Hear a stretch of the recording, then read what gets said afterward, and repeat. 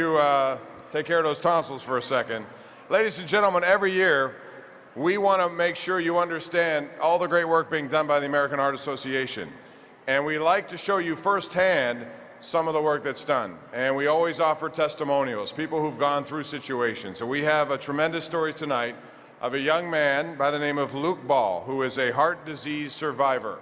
He is here with us, along with his parents, John and Stacy Ball, to share their stories with you, to show you the importance of the American Heart Association. So please welcome the Ball family, led by the one and only Luke Ball.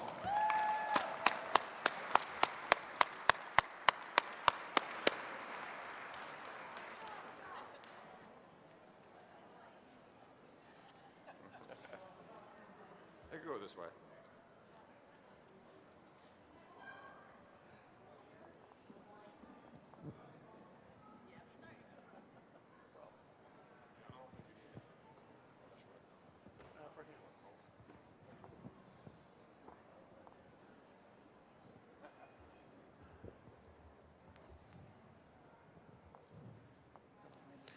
Hello, my name is Luke Ball. I was born with a sick heart. My parents are here to tell the story.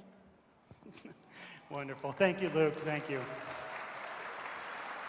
It's a little intimidating. This is a big crowd, so it's a lot for a little 8-year-old. But I'm going to try to help tell the story. My name is John Ball, and this is my beautiful wife, Stacy. And we're going to walk through some of the things about Luke's life and kind of what he dealt with and kind of bring it home a little bit relative to how important an event like this is tonight to us.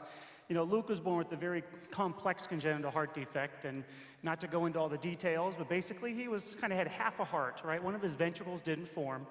And basically he, in all the oxygen for the good blood, the blood and the bad blood all kind of mixed together. So basically he operated always at a very challenged level. Basically, if you were to climb to the top of Mount Rainier, this is the Seattle mountain for you there, auctioneer, you'd have oxygen deprivation, and that's what Luke dealt with every day. That's how he felt.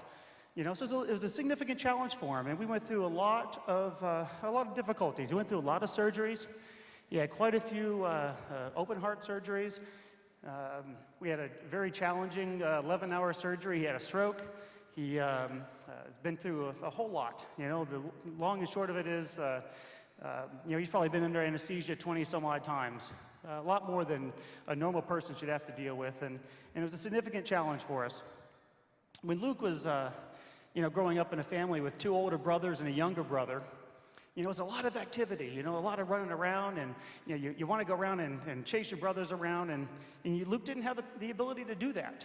Luke was, he always was, always challenged, and he never was able to keep up. Even with his little brother, he never could quite, keep up with him and play the games. And when we used to play baseball, and Luke, when you played baseball, what was the hardest part of playing baseball for you when you were younger? I couldn't run all the bases. So if you can picture this, here's a boy that he gets his hit and he does his run to first base, and we get there and he's huffing and puffing, his lips would turn blue, and he couldn't do it. So he'd either sit down on the base, or Stacy and I would walk over, we'd pick him up and we'd run him to second base and set him down, and run him to third base and set him down, and take him all the way around. But I tell you what, he never lost that spirit. He always wanted to try everything. But most of the time it was on my shoulders, or Stacy was carrying him around, and even going to the store, or hiking as a family, or even doing one of the heart walks. He did it up on our shoulders, or, being pushed in a stroller. But you know what? Always had the fighting spirit, which what you love about, this heart disease, and anybody who's touched by it, boy, you sense that spirit, and it's pervasive here tonight. But, we were out in Portland, and things weren't going to work as far as staying up in the Northwest. They don't have the capabilities to care for kids that are dealing with these kind of issues up there. So we looked across the U.S. and said, well, we need to get our family somewhere where they can really take care of what he needs. So we looked across and said, you know what, I think Pittsburgh's the place. If you look at the hospital, you look at the doctors, the entire system, the nurses and the care, we analyzed it all and said, this is our place. So we moved here. We came here because we knew that Luke's going to need some advanced care. And this is a special place. I hope everybody realizes that. If you're from here, sometimes it gets lost on you, but this is a special, special place. right? So when we came here, things continued to kind of deteriorate, unfortunately, as they typically do. And about 2 years ago, we had a pretty rough time. And Luke was having seizures, and he had a seizure and went into arrest.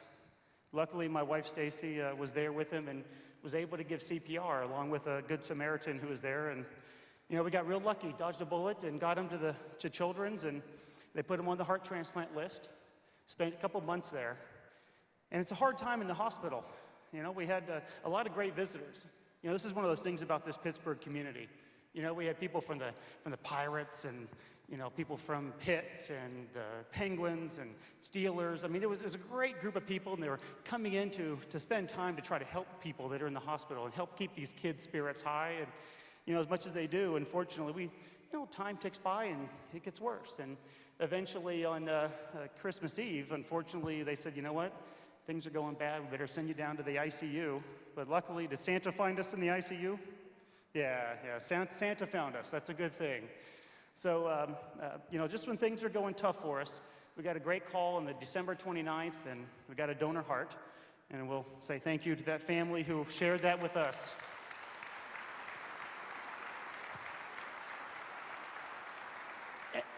And it is absolutely amazing to see how quickly and how amazingly his life has changed.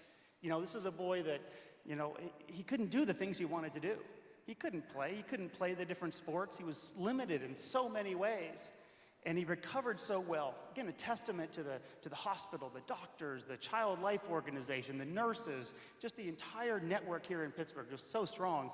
And now, after all that, tell them about the kind of things you can do now. I could play all the sports.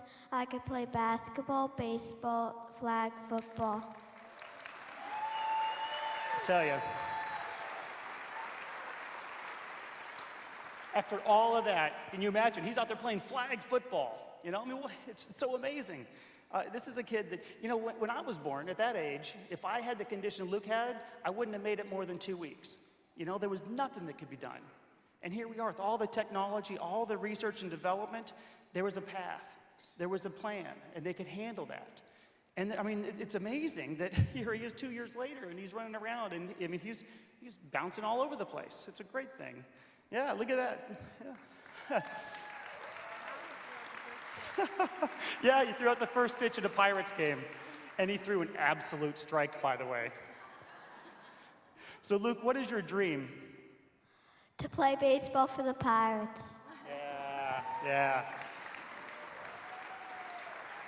That dream, by the way, I think he's going to do it too. So, tell Neil Walker, his days at second base are numbered because Luke's coming. But that dream is only possible because of the stuff the AHA has done. Without the research and the development, without all the things that have gone into from CPR to defibrillators to having such a tremendous network that's available, and it's amazing the things that they can do now. And Luke, he actually left us. You can imagine he's been in a cocoon most of his life. We do so much to watch over him, and he left us this summer for a week. What did you do this summer? I went to Heart Camp. So if they don't know what Heart Camp is, can you tell them about it for just a second? It's where people meet people that had heart problems. Yeah. And did you do some cool stuff there? Yes. Like what? I went swimming, I went fishing, I went canoeing, and that's all. So you get these kids from all over the region, and they all come to this heart camp, and the American Heart Association drives that. Tremendous programs. It's so great. So now this guy, who spent most of his life just struggling, trying to make it through another day, because it was a struggle, and now he's thriving. He goes to school, he's doing great in school, he's playing all these sports. All of that is only possible from the stuff the American Heart Association is supporting.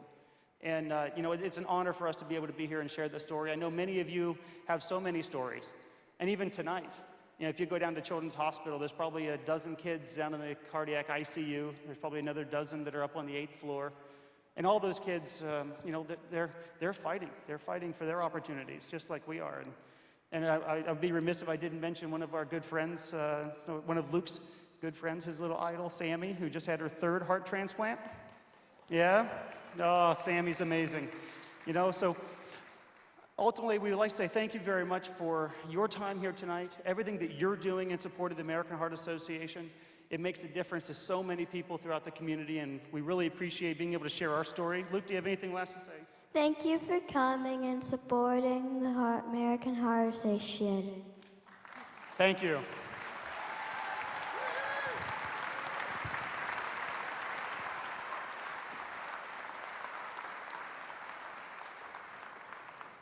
That is just too awesome.